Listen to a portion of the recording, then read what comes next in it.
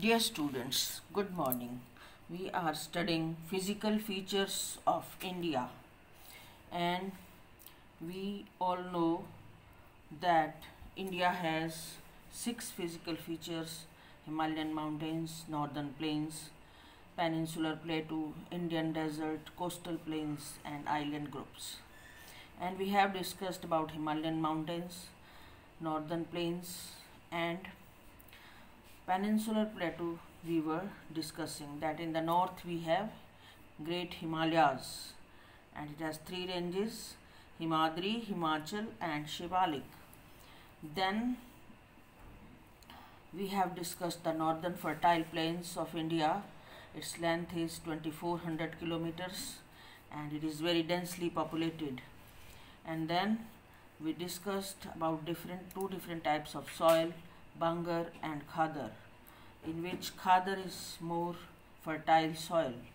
And then we discussed the peninsular plateau. Plateau is a tableland, and it has two broad divisions: Deccan Plateau and Central Highlands. Now we will discuss about difference between Eastern Ghats and Western Ghats. Eastern Ghats, they mark the eastern edge of the Deccan Plateau, and their average height is 600 meters. Mahendragiri is the highest peak in the Eastern Ghats, and they are discontinuous and irregular. Western Ghats. The Western Ghats mark the western edge of Deccan Plateau. Their average height is 900 to 600 meters. Anaimudi is the highest peak of Western Ghats, and they are continuous. So we can say that Western Ghats are higher than Eastern Ghats, and Western Ghats are continuous, but they are narrow, and Eastern Ghats are broader, discontinuous, and lower than the Western Ghats, and they lie on the two edges of the Deccan Plateau in the peninsular part of India. Now we will discuss about the Indian desert. Indian desert that lies towards the western margin of Aravalli Hills. To the west of Aravalli Hills, there is Thar Desert. This region receives very low rainfall and it is below 150 millimeters per year. It has arid climate and very low vegetation cover.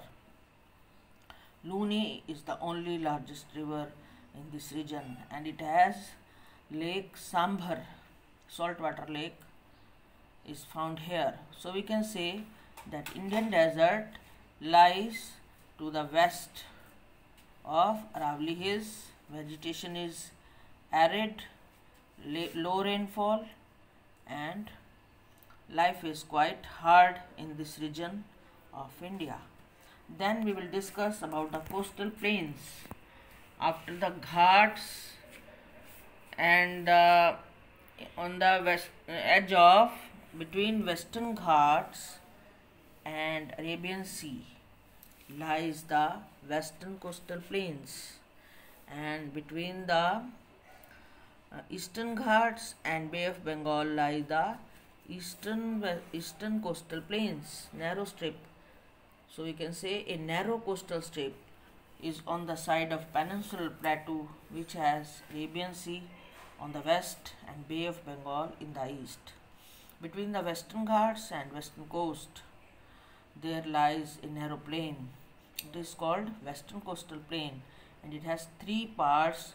Northern part of coast is called Konkan Coast. Second part is called Kannada Coast, and then there is Malabar Coast. In the Kerala, we have Malabar Coast. In Maharashtra, up to Goa, we have Konkan Coast, and after Goa, we have Kannada Coast. Then the plain along the Bay of Bengal are wider and level.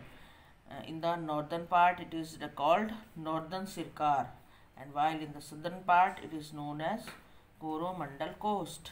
So eastern coast has two parts, And western coast has 3 parts, and Lake Chilika is an important feature along the eastern coast. Thank you and have a nice day.